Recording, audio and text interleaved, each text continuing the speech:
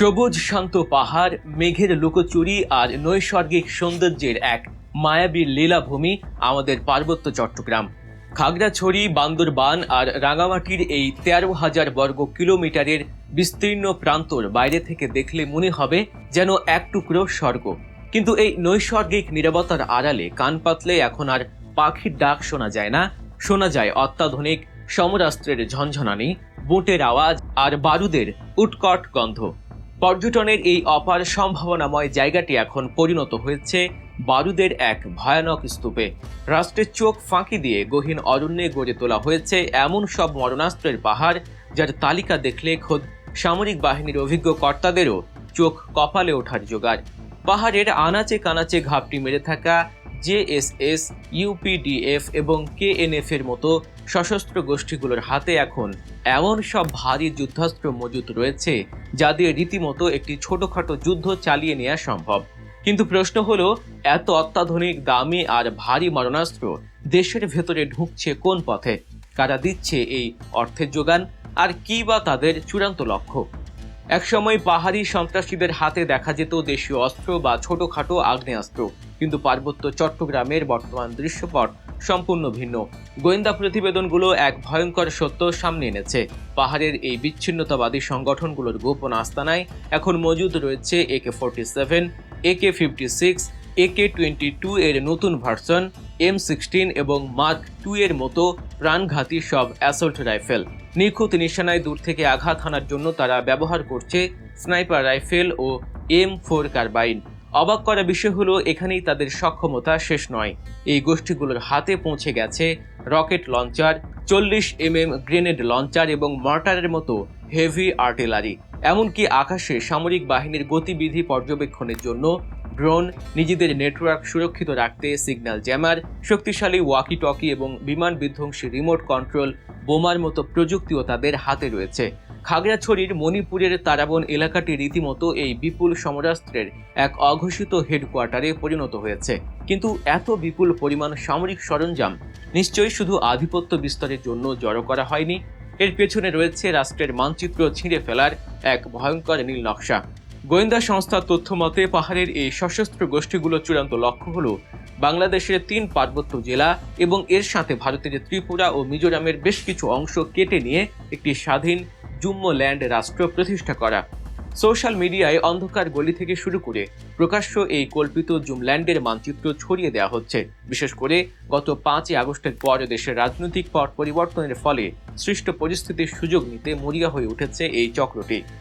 রাষ্ট্রের আইনশৃঙ্খলা রক্ষাকারী বাহিনীর ব্যস্ততাকে পুঁজি করে তারা পার্বত্য অঞ্চলকে চরম অস্থিতিশীল করার এক সুদূর প্রসারী এজেন্ডা নিয়ে মাঠে নেমেছে। কোটি কোটি টাকার এই মরণাস্ত্র কেনার অর্থের যোগান আসছে কোথা থেকে? দিন দুপুরে অপহরণ, গুম আর বেপরোয়া চাঁদাবাজির যে খবর আমরা পাই, তার নৈপথ্যের জ্বালানি যোগাচ্ছে এক বিশাল আন্ডারগ্রাউন্ড অর্থনীতি।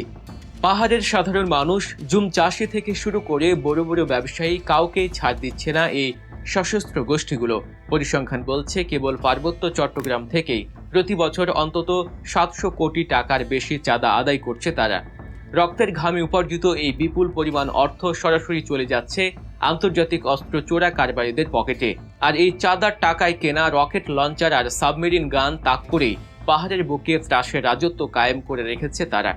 এই অস্ত্রের চালান দেশের ভেতরে ঢুকছে এক ভয়ঙ্কর অর্থনৈতিক আন্তর্জাতিক চোরাচালান নেটওয়ার্কের মাধ্যমে। এই অবৈধ অস্ত্র প্রবেশের প্রধান গেটওয়ে বা প্রবেশদ্বার হিসেবে কাজ করছে মিয়ানমার এবং ভারতের মিজোরাম সীমান্ত। গোয়েন্দারা প্রমাণ পেয়েছে আরাকান আর্মির সাথে পাহাড়ের এই সশস্ত্র গোষ্ঠীগুলো সরাসরি যোগাযোগ রয়েছে। বান্দরবানের শ্রো জনগোষ্ঠীর একটি বিচ্ছিন্ন অংশকে ব্যবহার করে আরাকান আর্মির হাত ঘুরে এই অস্ত্রগুলো বাংলাদেশে ঢুকছে। থানচি বড়থলি দুর্গম রুটটিকে ব্যবহার করে এই অস্ত্রের চালান সরাসরি চলে যাচ্ছে সন্ত্রাসীদের হাতে। অস্ত্র চোরাচালানির এই রুটগুলো অত্যন্ত সুপরিকল্পিত এবং দুর্গম। আন্তর্জাতিক দালাল চক্র এবং পার্শ্ববর্তী দেশের সাবেক গেরিলা যোদ্ধারা এই নেটওয়ার্ক নিয়ন্ত্রণ করছে। ভারতীয় দামি ও অত্যাধুনিক অস্ত্রগুলো মূলত মিজোরাম হয়ে রাঙামাটি রুটে প্রবেশ করে। এছাড়া মিজোরাম থেকে থানচি হয়ে সরাসরি সশস্ত্র গোষ্ঠীগুলোর কাছে পৌঁছায় বড় বড় চালান। আরেকটি শক্তিশালী রুট হলো মিজোরাম থেকে বিলাইছড়ি, বড়থলি হয়ে গহীন অরণ্যে প্রবেশ। খাগড়াছড়ি সীমান্ত দিয়েও মিজোরাম থেকে ঢুকছে অস্ত্রের চালান। অন্যদিকে মিয়ানমার থেকে আসা অস্ত্রগুলো আলীকদম হয়ে লামা এবং বান্দরবান পার হয়ে রাঙামাটির নিরাপদ আশ্রয়ে মজুত করা হয়। এমনকি মিয়ানমার থেকে প্রথমে ভারতের মিজোরাম এবং সেখান থেকে বাংলাদেশে অস্ত্র প্রবেশের একটি দুর্ভেদ্য ত্রিদেশীয় রুটও এখন পুরোদমে সক্রিয় রয়েছে।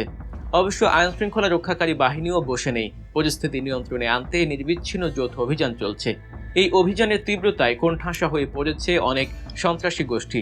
বান্দরবানের পুলিশ সুপারের তথ্য অনুযায়ী সাম্প্রতিক যৌথ অভিযানে মাত্র কয়েকদিনের ব্যবধানে 41টি অত্যাধুনিক অস্ত্র উদ্ধার করা হয়েছে, যার মধ্যে সেমি অটোমেটিক রাইফেল এবং গ্রেনেড টাইপের সরঞ্জামও রয়েছে।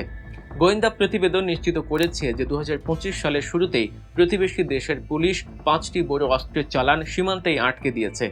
চলতি বছরের 15 জানুয়ারি ইউপিডিএফ এর একটি আস্তানায় হানা দিয়ে রীতিমতো হতবাক হয়ে যান আইনশৃঙ্খলা রক্ষাকারী বাহিনীর সদস্যরা। সেখান থেকে উদ্ধার করা হয় একটি 40mm গ্রেনেড লঞ্চার, 2টি M16, 3টি AK-47, 10টি শক্তিশালী গ্রেনেড এবং 10,050 রাউন্ড তাজা গুলি।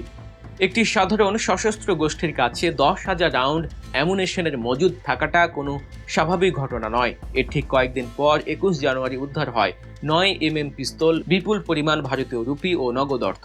12 ফেব্রুয়ারি জেএসএস এর ডেরা থেকে উদ্ধার করা হয় 5টি M4 কার্বাইন এবং 4,675 রাউন্ড গুলি। 23 মার্চ উদ্ধার করা হয় আরও 6,200 রাউন্ড বিস্ফোরক, ভেটোনেটর এবং সেফটি ফিউজ। এর আগে 2024 সালের 24শে নভেম্বর মিয়ানমার সীমান্ত ঘেঁষা এলাকা থেকে .22 সাবমেরিন গান বা SMG উদ্ধারের ঘটনা প্রমাণ করে তাদের অস্ত্র ভাণ্ডার কতটা সমৃদ্ধ। মাঠ পর্যায়ের এই গোয়েন্দা তথ্য আর যৌথ বাহিনীর সাম্প্রতিক অভিযানগুলোর দিকে তাকালে যে কারো মেরুদণ্ড শিউরে উঠবে। কিন্তু এখানে লুকিয়ে আছে আরেক অদ্ভুত চোর পুলিশ খেলা। ভারতে যখনই চুরুনি অভিযান শুরু হয়, ওই সশস্ত্র গোষ্ঠীর সদস্যরা দুর্গম সীমান্ত পার হয়ে পার্শ্ববর্তী দেশে আত্মগোপন করে। পরিস্থিতি কিছুটা শান্ত হলে তারা সেখান থেকে নতুন কেনা অস্ত্র নিয়ে আবারও দেশের ভেতরে প্রবেশ করে এবং অতর্কিত হামলা চালায়। পাহাড়ের এই অস্থিরতা এখন আর কেবল স্থানীয় কোনো সমস্যা নয়, এটি সরাসরি একটি স্বাধীন রাষ্ট্রের সার্বভৌমত্বের প্রতি চরম হুমকি। আন্তর্জাতিক চোরাকারবারি, দুর্বল সীমান্ত ব্যবস্থাপনা এবং বিপুল পরিমাণ অবৈধ অর্থের প্রবাহ, এই তিনের সংমিশ্রণে পার্বত্য চট্টগ্রাম আজ এক জ্বলন্ত আগ্নেয়গিরি। পাহাড়ের চূড়ায় চূড়ায় যে রকেট লঞ্চার আর সাবমেশিন গানের মহড়া চলছে, তা যদি এখনই কঠোর হাতে গুঁড়িয়ে দেয়া না যায়, তবে এই সবুজ অরণ্য অচিরেই দেশের সবচেয়ে ভয়াবহ এবং রক্তক্ষয়ী রণক্ষেত্রে পরিণত হবে। বিচ্ছিন্নতাবাদী এই সশস্ত্র গোষ্ঠীগুলো শিকড় উপড়ে ফেলতে নিশ্চিদ্র সীমান্ত সুরক্ষা এবং জিরো টলারেন্স নীতির কোনো বিকল্প নেই, নতুবা এই পাহাড়ের নিস্তব্ধতা যে কোনো দিন ভেঙে পড়বে এক নারকীয় ধ্বংসযজ্ঞের শব্দে।